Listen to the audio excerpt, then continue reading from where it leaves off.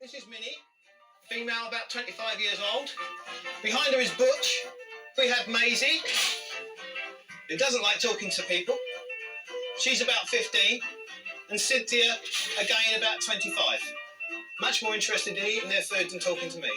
But good fun, Camel. And they're in just at the end of their spring molt, their winter coat, which is coming off for the summer. Where they come from, it's very hot in the summer, very cold in the winter.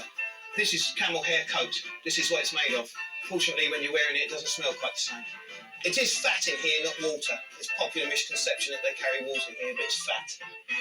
These are fun animals. Fun for me. You get very little chance as a zookeeper to have close personal contact, even if it's slightly smelly close personal contact. Thank you.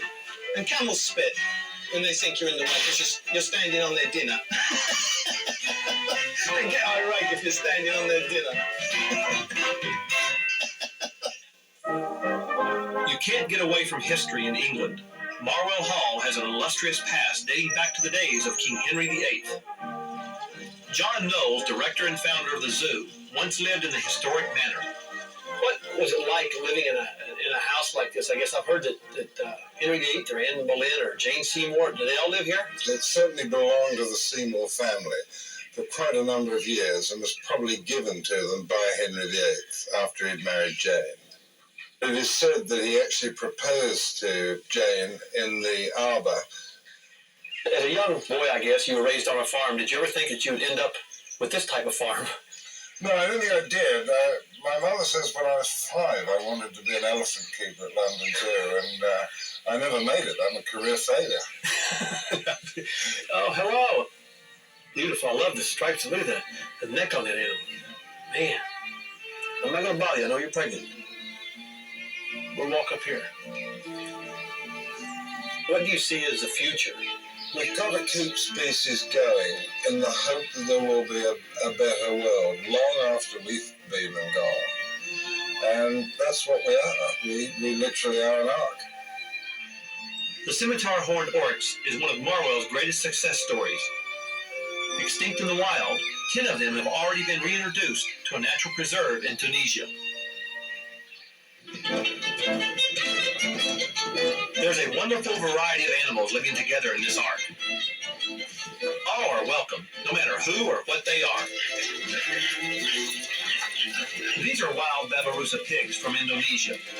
As their native forests shrink, so does the Babirusa's population.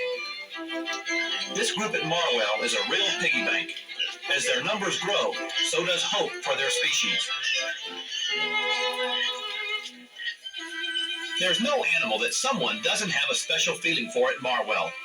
These Mediterranean tortoises are the object of Sue Davis's affections. You've got to have more than a love for this. Yeah. I just do. Everyone's got their own thing, and I just like the tortoises. That one's 1. That one's coming up for 2. And that one's 4. And then all the ones here, that one's going for it. I don't know where he's going. Look at that. That's a male. I don't know what he's doing, but he's getting rather excited. I mean, all animals have got, the instinct to go and explore, do things, and a bit of variation. The more interesting it is, the better it is for them. And how long have you worked with them? I've worked with most of the animals in the park over the 17 years I've worked here. And I just find these... Ow! I've got one trying to eat my toe. I just find these more interesting. There's a lot to know. Ow! Probably just thinks it's something to eat. Even though they haven't got teeth, they're really gummy, but they've got very hard... Ow! Hard gums. And they've got quite a bite on them. It's obviously into toenails, that one. They haven't got facial expressions and they're not cuddly, but they've all got their own characters and their likes and dislikes towards different foods. They just look prehistoric and as though they've been around for years and years and years. And if they'd been left to get on with it, they've probably been around for thousands of years. And I just like the way they are. Just as important as Marwell's breeding programs is its commitment to educating visitors about the wonderful variety of wildlife. Now, everybody's got a preference, but when I saw these antelope, I could understand why Bill liked them so much. These are Nyala, African forest antelope. Not really endangered in the wild, but quite rare in captivity. My favourite antelope, these, because they're just no problem at all. They really are so nice. The youngest one, Melanie, she's a bit too shy at the moment to come and get involved in this sort of thing. Oh, you want that one? In his 16 years at Marwell, Bill's helped many animals, but he's also learned something from them as well. I think they teach you to be gentle around them. Zebras need a different way of working than antelope. Giraffes take a different way than horses. They appreciate a gentle voice, a gentle touch. Just a matter of experience in the end.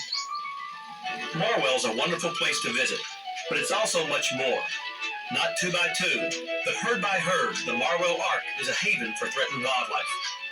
And with each birth, it renews its pledge to preserve these animals until they are ready to return to the wild. To bring back an animal which is extinct in the wild and to replace it into an area where it should be is really the be-all and end-all of a zookeeper's life. If you can say you've been involved in that so that in future times they're available for our progeny, then that is terrific. Exactly what a zookeeper should be doing.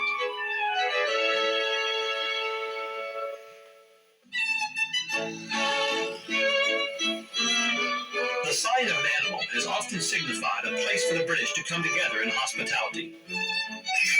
At Marwell Zoo, the signs for the animals themselves are ones of hope.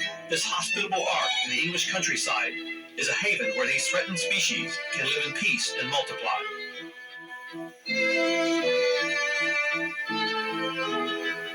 The zebras, wild horses, and other animals wait for a time when the floods of habitat destruction will recede. They wait for a time when humans will ensure protected lands for them. Then their future generations can live as their ancestors were born, wild and free.